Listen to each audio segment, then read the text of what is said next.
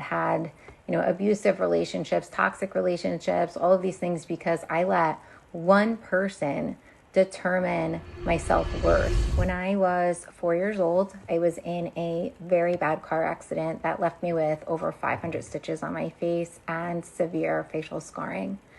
Because I was so young, I sort of grew up with this scar on my face and I never thought anything about it because it was always there for as long as I could remember the way that I looked.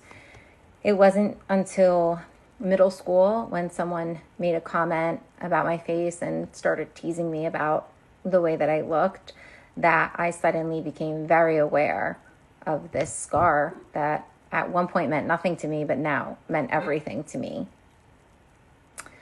I decided that if I couldn't really control the way that my face looked, I could control the way that my body looked, and maybe that would prevent people from staring at my face or making comments about my face.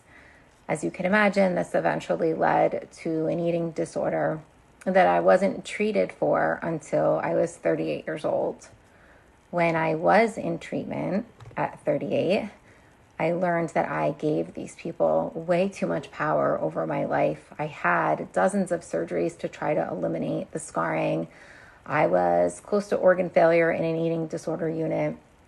I had, abusive relationships, toxic relationships, all of these things because I let one person determine my self-worth. And it's extremely frustrating that I spent a majority of my life giving that power to somebody. And so it is now my life's goal to make sure that I teach others to be different than I was. I think that at some point in everybody's life, they're going to receive a comment about their appearance that they don't necessarily like. That's not going to make them feel good. But I think the difference between the path that I went down and the path that our children can go down is education and a support system.